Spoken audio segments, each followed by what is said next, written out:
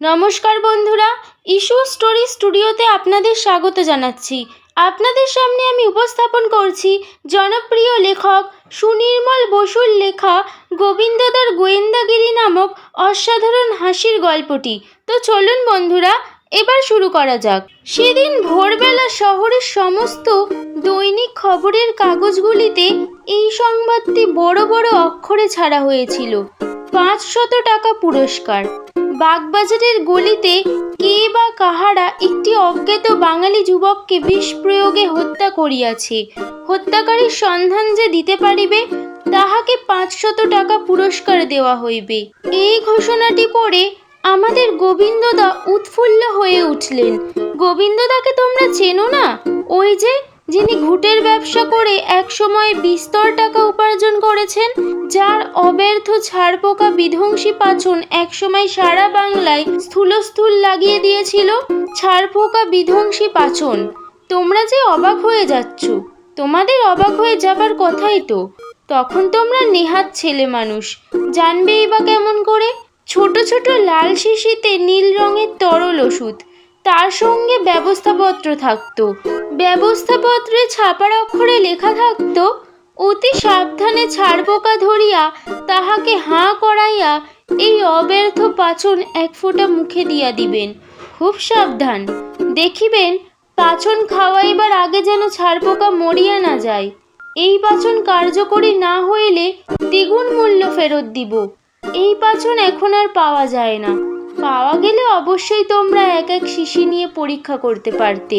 তারপর গোবিন্দদার ভুঁড়ি সংহারী মালিশ এক অদ্ভুত আবিষ্কার। যত বিপুল ভুঁড়িই হোক না কেন, এই মালিশের গুণে একদম আমসত্ত্বের মতো চুপসে যেত। ভুঁড়িতে মালিশ লাগাবার পর 15 দিন মাত্র উপোসের ব্যবস্থা, তারপরে ব্যাস হাতে হাতে ফল। সে ওষুধও আজকাল আর বাজারে নাই। যাক, গোবিন্দদা এখন ওসব আবিষ্কারের পথ ছেড়ে দিয়ে শখের গোয়েন্দাগিরি আরম্ভ করেছেন।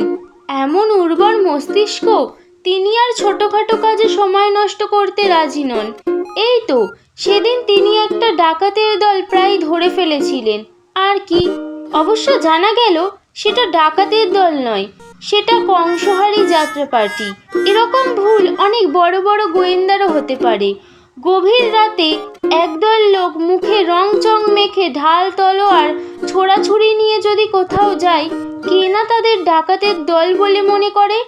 গোবিন্দদারও তাই ভুল হয়েছিল, কিন্তু ভুল তো নাও হতে পারত। কংসহারী যাত্রা পার্টি না হয়ে হয়তো ধ্বংসকারী ডাকাতের দলও হতে পারত। আর একবার একটা টুকরো চিঠির অংশ কুড়িয়ে পেয়ে গোবিন্দদা একটা হত্যার ষড়যন্ত্র ধরে ফেলেছিলেন।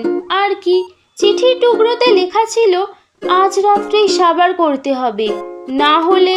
তারপর অবশ্যই চিঠির অপর অংশও পাওয়া গেল। সে দুটো অংশ জুড়লে দাঁড়ায়, প্রিয়নাথ, বরিশাল থেকে যে রসগোল্লা এসেছে সেগুলো আজ রাত্রেই সাবার করতে হবে, না হলে পচে যাবার বিশেষ সম্ভাবনা। তুমি নিশ্চয়ই এসো। ইতি সুধীন দাস। গোবিন্দদা সেদিন ষড়যন্ত্র ধরতে গিয়ে খুব একচোট রসগোল্লা খেয়ে এসেছিল। এতে তার লাভ বই লোকসান কিছু হয় নাই। যাই, এইবার তোমাদের আসল গল্পটা বলি। সেদিনকার খবরের কাগজে হত্যাকাণ্ডের খবর পেয়ে গোবিন্দদা মনে মনে ঠিক করলেন তিনি গোপনে এই ব্যাপারে তদন্ত করে পুলিশকে সাহায্য করবেন। ফাঁকতালে যদি 500 টাকা লাভ করা যায়, তাই আজকের বাজারে মন্দ কি? আর টাকা না পেলেই বাকি। খবরের কাগজে যখন বড় বড় করে গোবিন্দদার বাহাদুরির খবর বেরোবে, তখন গোবিন্দদাকে আর পায় কে? সেদিন রাত্রি 12টায় গোবিন্দদা বাসে চড়ে কালীঘাট থেকে শ্যামবাজারের দিকে যাচ্ছিলেন। অত রাত্রে বাসে বেশি কেউ ছিল না।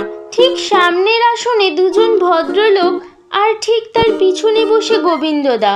বাঙালি দুজনের মধ্যে একজনের খুব রোগা ছিপছিপে চেহারা, মাথায় বড় বড় চুল, চোখে কালো চশমা, আর একজনের বেশ বলিষ্ঠ দোহারা চেহারা। ফাঁকা রাস্তায় বাস হু হু করে ছুটে চলেছে। গোবিন্দদা অন্যমনস্ক সেই হত্যা রহস্যের এখনো পর্যন্ত কোনো ফুল কিনারা পান নাই। হঠাৎ তার মনে হলো সেই রোগা লোকটি তার সঙ্গীকে বলছে, গোবর্ধনকে মেরে ফেললাম।